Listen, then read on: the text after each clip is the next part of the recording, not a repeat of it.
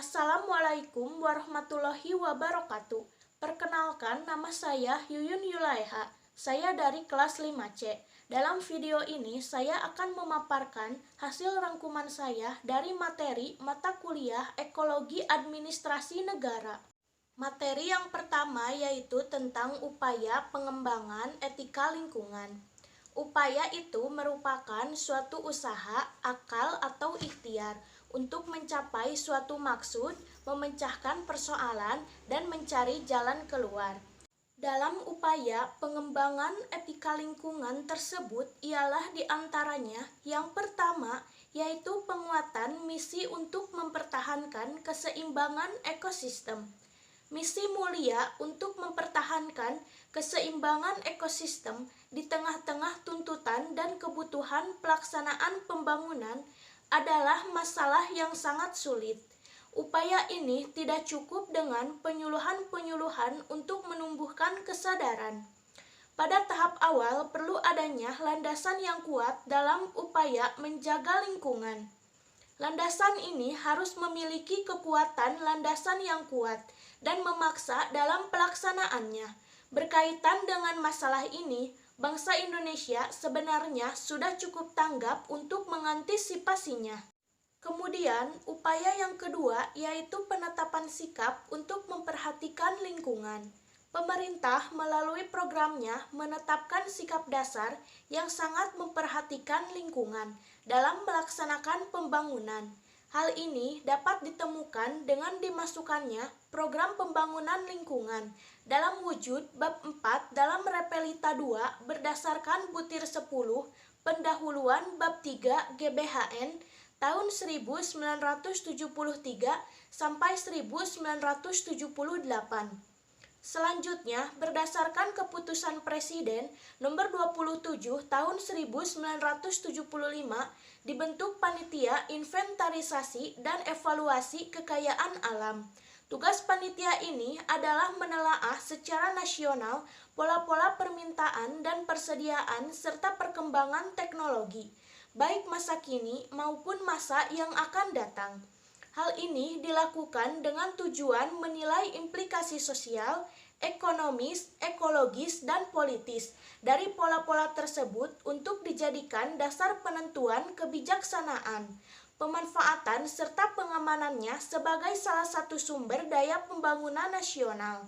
Pada tanggal 11 Maret 1982, DPR RI dalam sidang paripurna telah mengesahkan rancangan Undang-Undang Lingkungan Hidup yang ditetapkan dalam Lembaran Negara Nomor 12 RUU yang selanjutnya menjadi Undang-Undang Nomor 4 Tahun 1982 tentang ketentuan-ketentuan pokok pengelolaan lingkungan hidup yang disingkat UULH.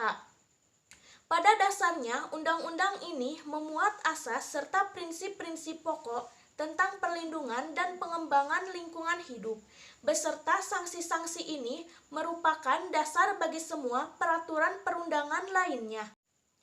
Kemudian, upaya yang ketiga yaitu pemantapan kesadaran masyarakat dalam pengelolaan lingkungan hidup. Kesadaran dan kehidupan masyarakat yang berkaitan dengan pengelolaan lingkungan hidup telah berkembang sedemikian rupa, sehingga Undang-Undang Nomor 4 Tahun 1982 perlu disempurnakan untuk mencapai tujuan pembangunan berkelanjutan yang berwawasan lingkungan. Undang-undang baru ini diundangkan pada tanggal 19 September 1997, yaitu Undang-Undang Nomor 23 Tahun 1997 yang disingkat Undang-Undang Pengelolaan Lingkungan Hidup atau UU PLH. Masih banyak peraturan lain yang ditetapkan sebagai aturan operasional, baik dalam bentuk keputusan Presiden maupun peraturan Menteri. Kemudian, upaya yang keempat yaitu kebijakan berwawasan lingkungan. Berkaitan dengan alam, manusia mempunyai tugas dan tanggung jawab sendiri. Manusia dikaruniai akal budi yang dititahkan untuk menguasai dan memerintah sub-subsistem lain dalam keseluruhan ekosistem, sehingga sering bertindak sewenang-wenang.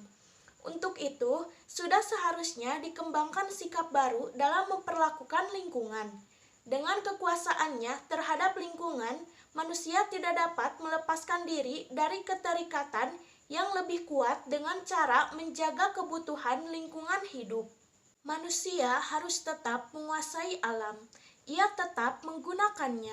Hal yang perlu diubah adalah cara penguasaan dan cara pemanfaatan.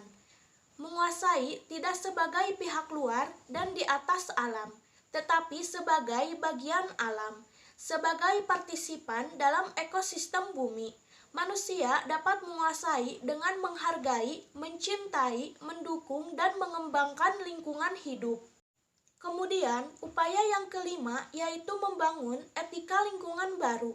Ada beberapa rumusan yang memuat sikap dan tanggung jawab terhadap lingkungan, yaitu yang pertama, manusia harus menghormati alam. Manusia tidak hanya melihat alam sebagai sesuatu yang berguna baginya, tetapi juga memiliki nilainya sendiri. Yang kedua, manusia harus menanamkan kesadaran akan tanggung jawab khusus terhadap lingkungan lokal sendiri agar lingkungan bersih, sehat, dan alamiah. Yang ketiga, manusia harus merasa bertanggung jawab terhadap kelestarian biosfer. Ia harus mengembangkan kesadaran mendalam bahwa kita termasuk biosfer, merupakan bagian dari ekosistem yang tidak boleh terganggu keseimbangannya. Yang keempat, solidaritas dengan generasi-generasi yang akan datang harus menjadi acuan dalam pengelolaan lingkungan. Manusia bertanggung jawab untuk meninggalkan ekosistem bumi ini secara utuh dan baik kepada generasi yang akan datang. Yang kelima, yaitu etika lingkungan hidup baru memuat larangan keras untuk merusak, mengotori, dan meracuni, mematikan, menghabiskan, menyia-nyiakan, dan melumpuhkan alam sebagian atau keseluruhan. Yang keenam, perlu dikembangkan prinsip proporsionalitas. Pembangunan pasti akan mengubah atau merusak lingkungan, baik sedikit maupun banyak. Untuk itu, urgensi suatu program dan akibat kerusakan lingkungan yang akan ditimbulkannya perlu diperhatikan. Yang ketujuh yaitu prinsip pembebanan biaya pada penyebab. Kerusakan lingkungan yang disebabkan oleh pihak tertentu akan menyebabkan kerugian bagi seluruh masyarakat. Tidak adil jika seluruh masyarakat harus menanggung akibatnya. Pihak penyebab kerusakan lingkungan harus bertanggung jawab sehingga kerusakan lingkungan dapat diatasi. Materi selanjutnya yaitu mewujudkan pembangunan yang berwawasan lingkungan. Masalah lingkungan sangat berkaitan dengan sistem. Rusaknya sistem tersebut akan merusak hidup manusia. Kerusakan lingkungan yang terjadi secara global merupakan tanggung jawab bersama. Ada beberapa pendekatan untuk mewujudkan pembangunan berwawasan lingkungan, di antaranya sebagai berikut. Yang pertama yaitu pola pendekatan filosofis. Pada dasarnya banyak ajaran filsafat dan agama yang menganjurkan manusia untuk memelihara, menghargai, dan hidup menyatu dengan lingkungannya. Akan tetapi, ajaran-ajaran ini belum menampakkan kekuatan yang efektif karena kerusakan alam masih terus terjadi. Dalam perspektif pembangunan yang berwawasan lingkungan, manusia dipandang sebagai subjek dan objek pembangunan. Dikatakan subjek pembangunan karena ia merupakan pelaksana pembangunan. Adapun dikatakan objek pembangunan karena sasaran hasil pembangunan pada hakikatnya untuk kepentingan manusia. Dengan kata lain, pembangunan dilaksanakan oleh dan untuk manusia. Pada dasarnya, tujuan pembangunan adalah tercapainya standar kesejahteraan yang adil dan merata bagi hidup manusia. Karena aspek kesejahteraan yang adil dan merata di setiap wilayah harus diupayakan.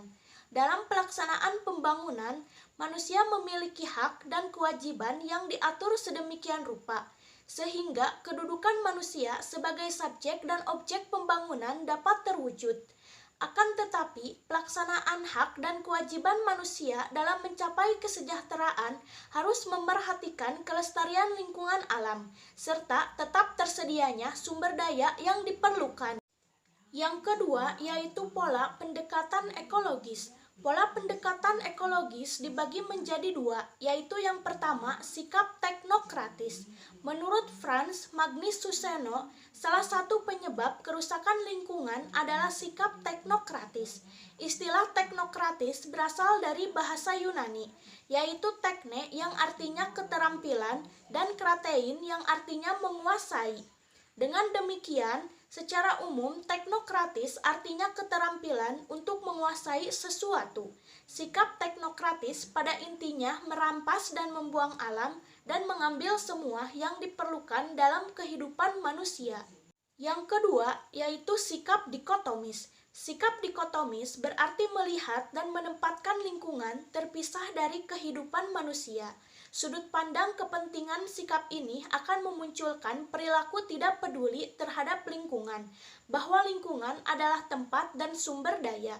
Beberapa pokok persoalan manusia melihat lingkungan, yaitu sebagai berikut. Yang pertama, cara manusia melihat lingkungan yang mempunyai dasar kepentingan. Kepentingan bisa negatif, bisa positif, bisa individu atau kelompok. Kepentingan juga hidup secara keseluruhan. 2. Cara memanfaatkan lingkungan. Artinya, apakah lingkungan hanya dieksploitasi atau dipikirkan juga keserasian atau keseimbangan lingkungan manusia dan masyarakat sekitar.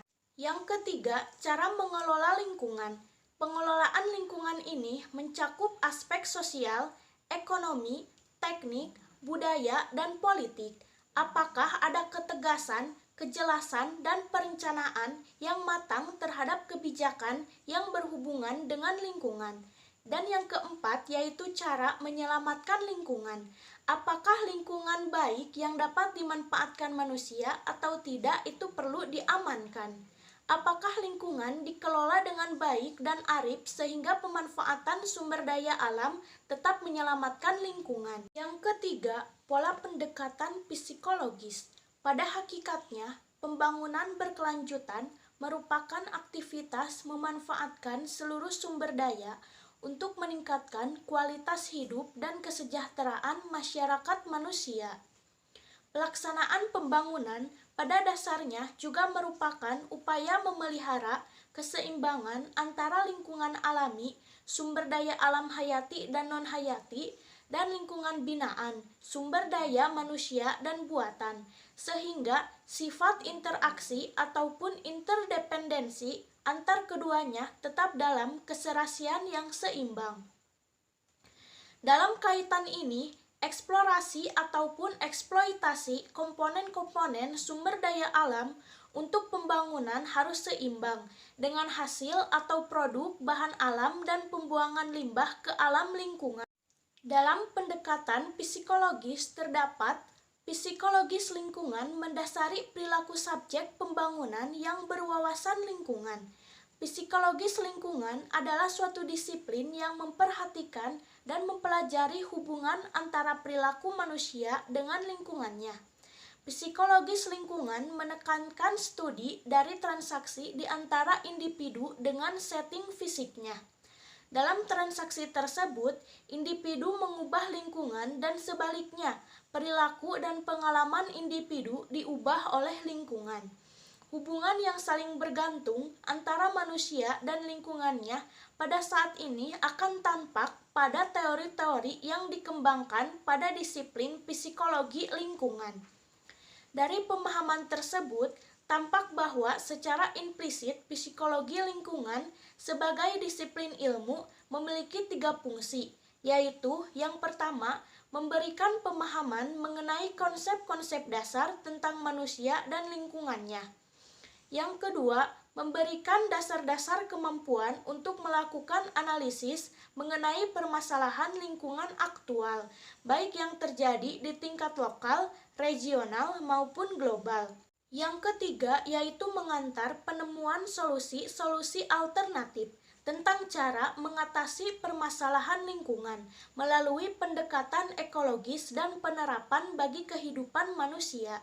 Dalam pendekatan psikologis juga terdapat psikologis lingkungan berperan dalam kebijakan pembangunan nasional yang berwawasan lingkungan. Secara umum, Peranan psikologis lingkungan dalam penentuan kebijakan pembangunan nasional yang berwawasan lingkungan meliputi 3 hal, yaitu fungsi inspiratif, fungsi daya operatif, dan fungsi evaluatif. Penjelasan dari fungsi-fungsi tersebut yaitu yang pertama, fungsi inspiratif. Menurut Kamus Besar Bahasa Indonesia, kata inspirasi adalah kata yang berarti ilham, sedangkan kata ilham memiliki arti petunjuk yang timbul dari hati, pikiran yang timbul dari hati, bisikan hati, serta sesuatu yang menggerakkan hati. Yang kedua, fungsi operatif. Secara umum, operatif merupakan kata sifat dari operasional.